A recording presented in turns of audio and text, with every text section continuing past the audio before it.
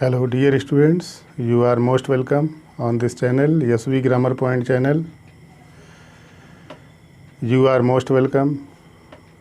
We are going to start how to change direct into indirect sentence of imperative sentences. आज हम आपको बताने जा रहे हैं कि कैसे imperative sentences को डायरेक्ट से इनडायरेक्ट में चेंज किया जा सकता है। मित्रों, आप जानते हैं कि रिपोर्टेड स्पीच में सेंटेंस 5 प्रकार के आ सकते हैं। उनके नाम हैं assertive sentence, interrogative sentence, imperative sentence, optative sentence and exclamatory sentence. Today we shall discuss about imperative sentence. आज हम इंपेरेटिव सेंटेंस की चर्चा करेंगे। इंपेरेटिव सेंटेंस सदैव वर्ब की फर्स्ट फॉर्म से प्रारंभ होते हैं। यदि निगेटिव है इंपेरेटिव सेंटेंस तो डू नॉट और नेवर से प्रारंभ होते हैं या लेट से भी प्रारंभ होते हैं। तो मित्रों, इंपेरेटिव सेंटेंस में ऑर्डर, रिक्वेस्ट, सजेशन, कमांड आदि के भाव व्यक्त होते हैं। इंपेरेटिव सेंटेंस से या तो आज्ञा दी जाती है, या प्रार्थना की जाती है, या सलाह दिया जाता है, या फिर ऑर्डर दिया जाता है। तो सबसे पहले first of all we should try to understand what sense of feeling is being expressed in imperative sentence.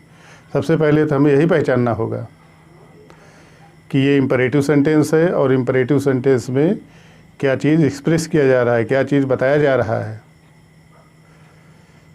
तो मित्रों, सबसे पहले फर्स्ट ऑफ ऑल जब पेपर हमारे सामने हो तब हम देखते हैं कि उसमें कामा कहाँ लगा है, इन्वर्टेड कामास कहाँ लगा है, क्योंकि कामा के पहले वाला जो पोर्शन होता है वो रिपोर्टिंग वर्ब कहलाता है और इन्वर्टेड कामास के अंदर जो चीज़ें लिखी रहती हैं वो रिपोर्टेड स्पीच कहलाता है। मित्रों, इसी को हमें ज़्यादा ध्यान देना है क्योंकि इसी में कन्फ्यूजन होता है, लोग समझ नहीं पाते। यहाँ तक कि हमारे शिक्षक बंधु भी कभी कभी पूछते हैं कि कैसे यहाँ पर रिपोर्टिंग वर्ब क्या होता है, रिपोर्टेड स्पीच क्या होता है, लेकिन हमें कंफ्यूज होने की कोई आवश्यकता नहीं है। जो इन्वर्टेड कामास के अंदर लिखा रहे वही रिपोर्टेड स्पीच है, उसको कही गई बात बोलते हैं। और कामा वाला जो पोर्शन होता है, कामा के पहले सेंटेंस जहाँ से स्टार्ट हो और जहाँ कामा लगा हो उसी को हम रिपोर्टिंग वर्ब बोलते हैं। तो ये हमें अच्छी तरह पहचान लेना है। हम देख लेते हैं कि रिपोर्टेड स्पीच में इंपेरेटिव सेंटेंस आया है तब जैसे ऑर्डर आ गया, तो ऑर्डर आ गया तो सेड या सेड टू को ऑर्डर्ड में चेंज कर देंगे।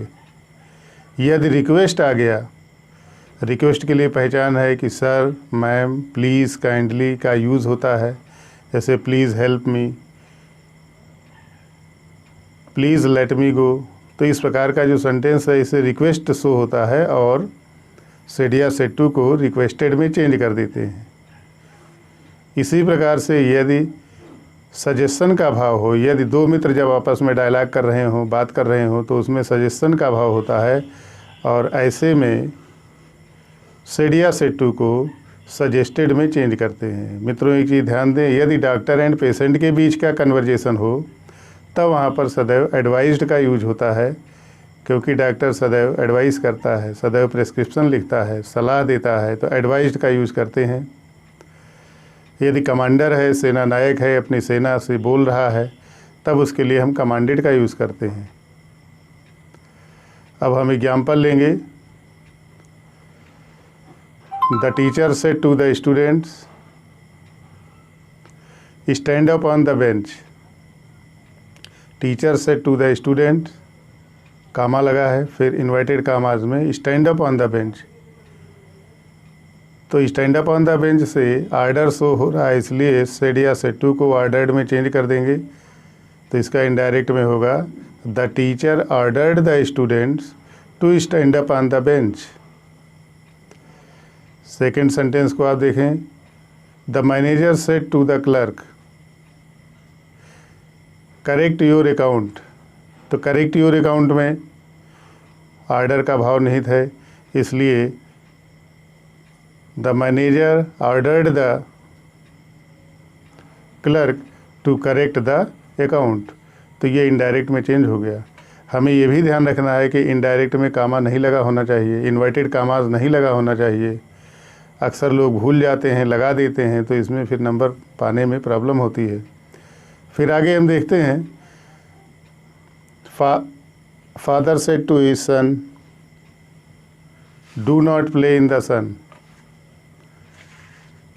तो father ordered his son not to play in the sun.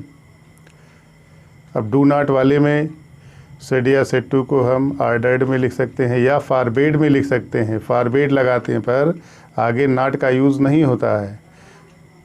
Father forbade his son to play in the sun. Forbade means मना किया, तो इसमें नॉट नहीं लगाएंगे। आगे देखते हैं, peon said to the manager please leave me. तो प्लीज़ शब्द लगा है इसलिए रिक्वेस्ट का भाव शो हो रहा है, इसलिए इनडायरेक्ट में the peon requested the manager to leave him.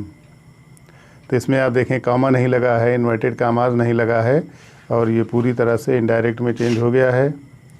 आगे फिर देखें, the child said to his father please help me. Please लग गया तो प्लीज़ को हटा देंगे, प्लीज़, मैम, सर, काइंडली को हटा देते हैं रिपोर्टेड स्पीच से और तब चेंज करते हैं। Child requested his father to help him. इसी प्रकार से आगे हम देखते हैं, एग्जाम्पल देखते हैं, the doctor said to the patient, comma inverted commas, do not eat oily food. इसका इनडायरेक्ट में चेंज करेंगे, the doctor advise the patient not to eat oily food. इसी प्रकार से he said to his friend, he said to his friend.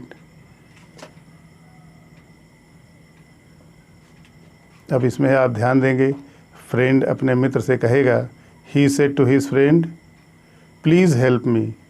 तो यहाँ please लगा है तो रिक्वेस्टेड हो गया, he requested his friend to help him.